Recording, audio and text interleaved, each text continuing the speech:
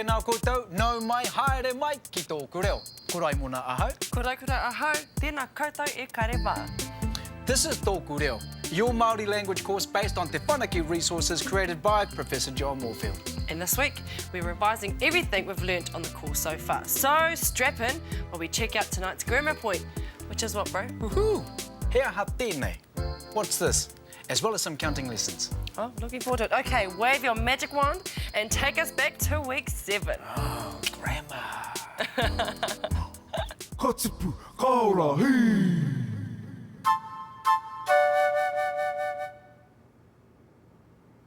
When you want to ask someone, what's this, you can use the Māori phrase, he aha tēnei.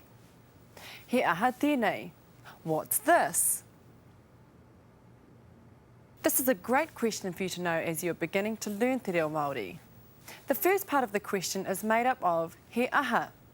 This is a question pattern which means what is, what are, what was, and what were. He aha tēnei. The second part of the question is tēnei, which means this, and indicates that there is only one item, and the position of the item is near the speaker. Ka pai. Now let's look at how to answer the question, what's this? He aha tēnei. What's this? He pene tēnei. This is a pen. You'll notice that the question word aha, or what, is replaced by the answer word, or in this case, pene, or pen. Ka pai. Let's take a look at some more examples of how to answer the question, he aha tēnei. He whare tēnei. This is a house. He motoka tēnei. This is a car. He puka puka tēnei. This is a book. He tūru tēnei. This is a chair. He pēke tēnei. This is a bag. Let's look at how to ask about more than one item. To say, what are these, you would say, he aha ēnei. Ēnei means these and indicates that the item is near the speaker. He aha ēnei. Now let's take a look at some more examples. He puka puka ēnei. These are books. He pune ēnei. These are spoons. He kapu ēnei. These are cups. He kāri ēnei. These are cards. He puti puti ēnei. These are flowers. Let's now cross to our friends at their card night to see these new grammar points in action.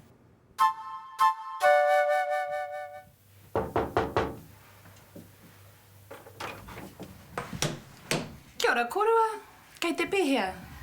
Kia ora e kare, kei te pērā tōne. Kei te ora. Kia ora māroia, kei te pēhea koe e hoa. Kei te hianu. You two are the first to arrive. You want a drink? You can open this if you want. Oh, he aha tēnei. He waina, I bought it for us.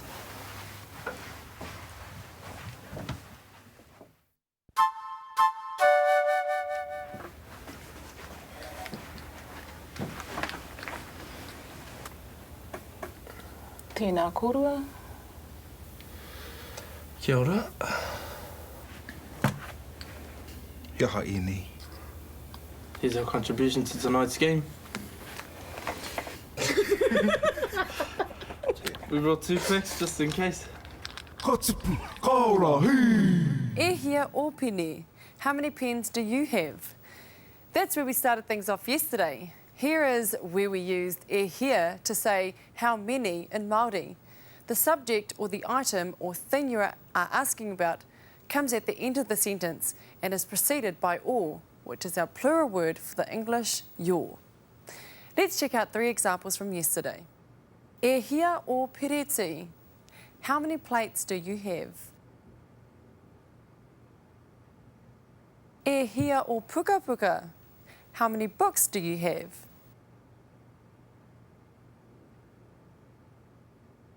E hia o pēke. How many bags do you have?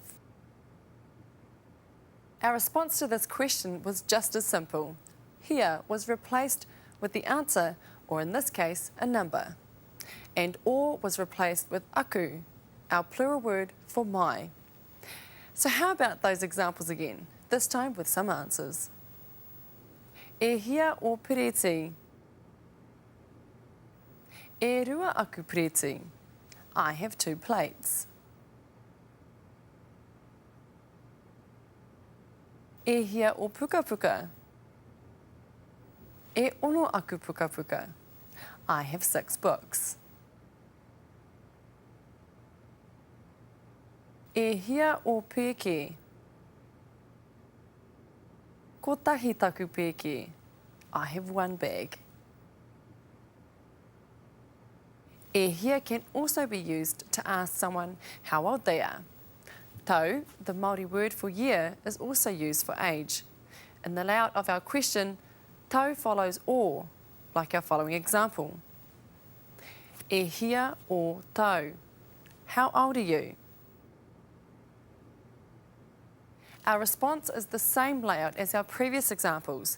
That means the word hia is replaced with your age, and o changes to aku. Have a look at this. E hia o tau. E waru aku tau. I'm 8 years old. Don't forget the rule of e applies here still. Let's check out 3 examples where e is used. E hia o tau. E iwa aku tau. I'm 9 years old. E hia o tau. Te kau mā waru aku tau. I'm 18 years old. E hia o tau. Te kau aku tau. I'm 10.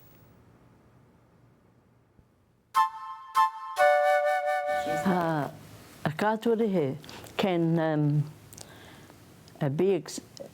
it can represent a negative. It means a person who stands out for some reason or other, but it can be in a negative sense or in a positive sense, depending on how you are describing that person. But certainly that person is apart from others. But there are many other words like that, like autaia, nehe, and it depends how you use the word. But there are also other words like Māori that are neutralising word that describes a person, no particular connotation on the person, not yet anyway. And if there is, then the terms go back to that autaia, kāturehe, and there are many, many other words.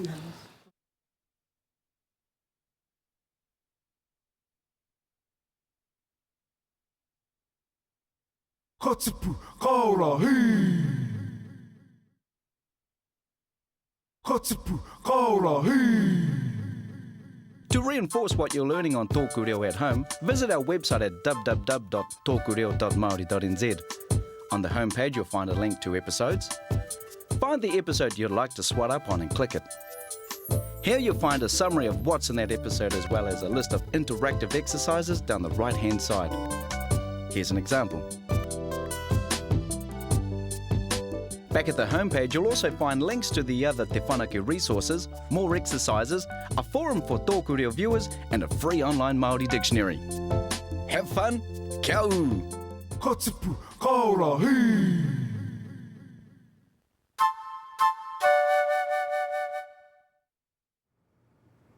Kia ora koutou. Last time we covered our top 10 Māori words. So today we're going to recap those words plus 10 words from an earlier episode. Then we're going to drum them into you with some practice activities. But before we get to that, let's roll through yesterday's words to refresh your memory. You'll hear it first, then you'll see it. So, coming in at number 1, kaipuke, ship, kaipuke. Taraka, truck, taraka. Paoka, fork, as in knife and fork. Paoka. Pereti, plate. Pereti. Reo irirangi, radio. Reo irirangi. Mua, in front. Mua.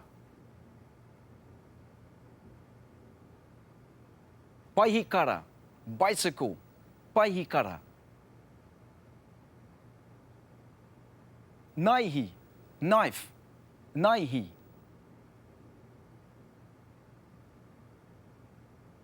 Pouaka whakaata, television. Pouaka whakaata. Tapu tapu, gear, equipment or goods. Tapu tapu. We'll do that one more time, but this time we'll add in an image of the word first. Kaipuke, ship. Kaipuke. Taraka, truck. Taraka.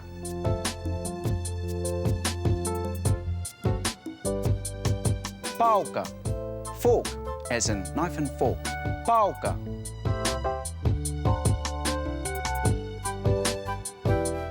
Pereti, plate. Pereti.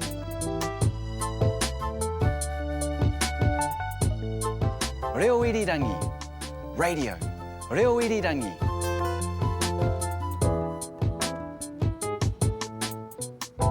Mua, in front. Mua. Paihikara, bicycle. Paihikara.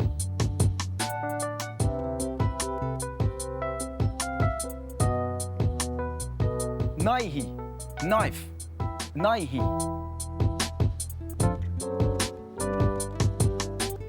Pouaka whakaata, television. Pouaka whakaata. Tapu tapu, gear, equipment or goods. Tapu tapu. Katipu, kaora, hei. No mai hoki mai whānau, time to get into our kupu. I hope you're like me and just went hard on the online word list, eh? Well, we'll see. Today we're not only checking out our kupu ho from yesterday, but we're also going to look at some past kupu as well. First up is our kupu ho from yesterday, so let's check them out, eh? Roro hiko, computer. Ipurangi, internet. Imera, email.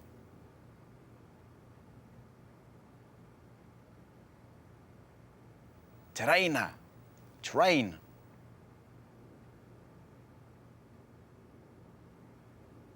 Poti, boat. Pikitia, picture or a film. Muri, the rear, behind or after.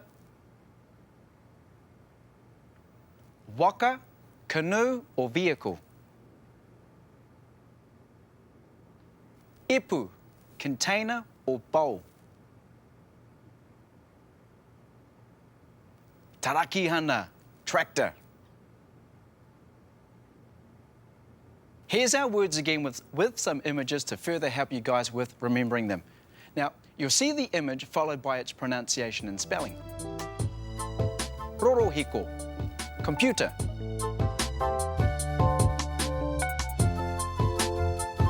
Ipurangi, internet.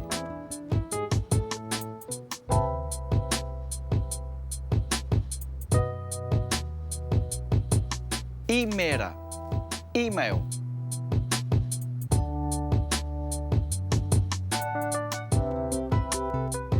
Treina, train.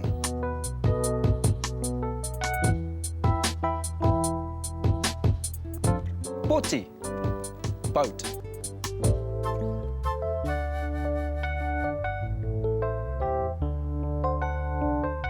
Pikitia, picture or a film.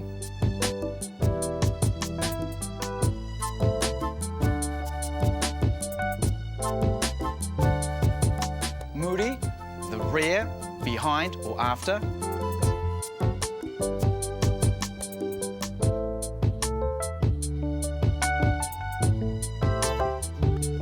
waka, canoe or vehicle?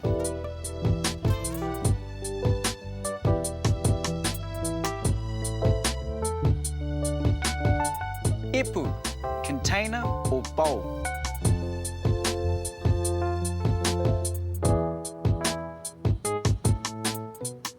Tarakihana, tractor.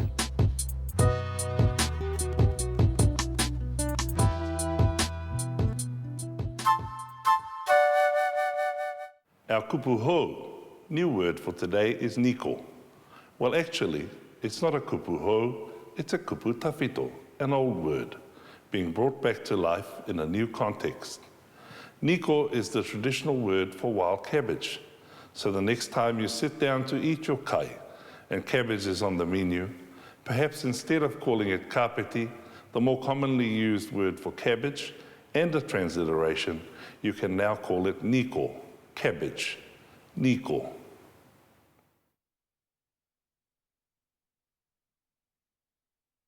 Katipu kaora hei. Katipu kaora hei.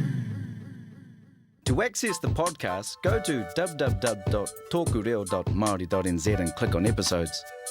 Choose your episode and move the mouse to the right-hand side of the screen where you'll find a link called Podcasts. Click this link to download TŌKU Reo podcast to your iPod, MP3 player, etc. With video, audio and exercises, you can brush up on your te reo Māori skills anywhere, anytime, 24/7. Kia kaha. Katipu kaora hei.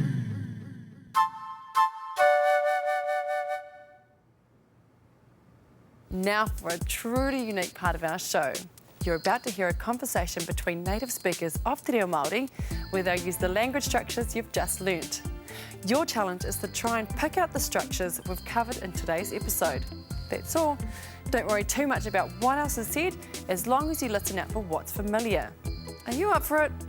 Okay, let's see if you can pick out the structures we've covered in today's show. He aha tēnei, ki tō whakaaro, he aha tēnei. Ai. Tēnei ko tahi anō, ne? Ko tahi anō. Ai. Engari, he aha tēnei. He aha tēnei. Kia mātu he tumatuma tēnā. Tēnā koe he tumatuma, ne? Ai. Ai. He hao tiki a koe? Ko tēnā ko te kōrua tēnei, ne? Ai. Ai. Kari te ki tēnā, ai, te tumatuma. Ko te kōnui hoki. Ko te kōnui, ai. E rua hoki ona ingoa. Ko te kōnui, ko te tumatuma, ai. Kei roto I oringa, kei te taharai ni a koe, ko taku pātai ki a koe hea tēnā. O kōrero mai koe he pipi wene. He pipi tēnei, he kumara raini tēnei, he kete tēnei, ko tahi anō, ne? Ko tahi, ko kōrura te mea ko tahi taku āporo kei taku ipu ua whenua, ko tahi anō tau āpora. Āporo rā ko kia tau ki a koe, he āporo tēnei. He aha tēnā. Ko tahi anō ia. We're going to play the clip again, but this time, you'll see the screen flash when one of our new structures is used. Listen carefully. He aha tēnei, ki tō whakaaro, he aha tēnei. Ai. Tēnei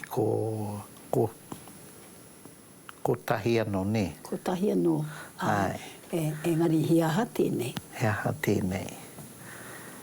Kia mātu he tumatuma tēnā. Tēnā koe he tumatuma, ne? Ai. Ai. He hao tiki a koe? Ko tēnā ko te kōrua tēnei, ne? Ai. Ai. Kari te ki tēnā, ai. Te tumatuma. Ko te kōnui hoki. Ko te kōnui, ai. E rua hoki ona ingoa. Ko te kōnui, ko te tumatuma, ai. Kei roto I oringa, kei te taharai ni a koe, ko taku pātai ki a koe hea tēnā. O kōrero mai koe he pipi wene. He pipi tēnei, he kumara raini tēnei, he kete tēnei, ko tahi anō, ne? Ko tahi, ko kōrura te mea ko tahi taku āporo kei taku ipu Ua whenua ko tahi anō te wāpora. Āporo rā ko kia tau ki a koe. He āporo tēnei. Ko tahi anō ia. Ka tipu, ka ora, hei! Now it's time to see if you were paying attention. We've got our 100% Te Reo Māori segment. Your job? Focus on listening out for our top 10 words. And whānau, don't stress about the rest, huh? We'll run the clip twice. The first time through, see how many words you can pick up on your own. You ready? Go for it. No te hunga peni au nei kei tāmaki makaulu nei noha ana. E tahi wā he manoa pai te noho I konei. Hei te mea nā te aha nā te tini rawo o te tāta nā te kaha turituri hoki o tēnei taone. No reira me hororei te tangata ka tika ki o korai pōrangitia. I mua ko te hororei pai rawa kia e haere ki te tahi mautere tawhiti noa atu I konei. Kia no hai koe o koe nahe no hoke ana ki te agua noho o mua. Ma au ringaringa no koe ka orai. Hora kau e pawa ka hakata. Mena koe hihia hōpera ana hei te reo irirangi ke hei hō mau.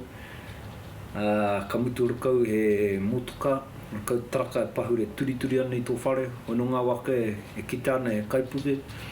Tēnā pēka mau pahi karatu koe ki reira. Hei waka mau. Hoi tu atu tera ho no ngā tapu tapu. Ka mauri e koe he preti, he pauka, he naihi. Nā hoi lano, hora kau atu. Ka ora marika no koe. I era tapu tapu. I tērā tū noho.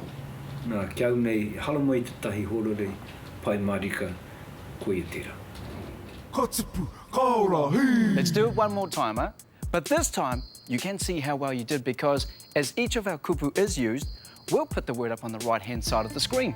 Let's give it a go. No te hunga peni au nei kei tāmaki makaulu nei noha ana.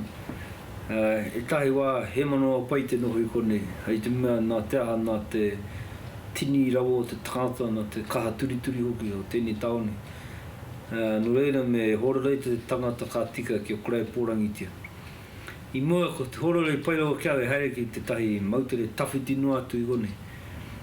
Kia no hai koe o koe nahe no hoke ana ki te agua noho o mua. Ma au ringaringa no koe ka orai. Hora kau e pawa ka hakata. Mena koe hihia hōpera ana hei te reo irirangi ke hei hō mau. Ka mutu ora kau he motuka. Ora kau taraka e pahure turituri ana I tō whare. O no ngā waka e kite ana e kaipuke. Tēnā pēka mau pahi karatu koe ki reira. Hei waka mau. Hoi tu atu tera ho no ngā tapu tapu. Ka mauri e koe he preti, he pauka, he naihi. Nā hoi lano, hora kau atu. Ka ora marika no koe. I era tapu tapu. I tērā tū noho. Nā kia au nei hala mai te tahi hororei pai marika koe I tērā. Tēnā anō rā koutou. Knowing that a single word denotes a particular set of things in English is no guarantee that an equivalent word in Māori will denote the same set of things. Understanding this will help you learn the language. For example, in English we have separate words for leg and foot, but in Māori, waiwai is used for both. Thin can be used of people or things, but in Māori there are separate words. Rahirahi for thin, when referring to things only, and tūpuhi for people, but not for anything else. Both words have other meanings as well. Hearing and seeing a particular word used in a variety of contexts will gradually build up an understanding of its meanings. But looking at all the meanings in a good dictionary will also help you know the appropriate context in which to use a word. Ka tipu, ka ora, hei! Another step closer. Kia ora to that, sis. Too much. But don't forget, whānau, what we covered tonight. He aha tēnei and e here. You'll find more practice on these things at www.tōkureo.maori.nz. Too much to all you guys using the forum. If you have any questions about the language, feel free to post them there and check out some of the other Te Whanake resources while you're at it. That's the one. Te Reo Māori in the new millennium. Ka pai, too much. That's right. Catch you guys tomorrow when we look back at week 8's lesson. He aha tēnā. Kia mau. Kia u. Ki tōku reo.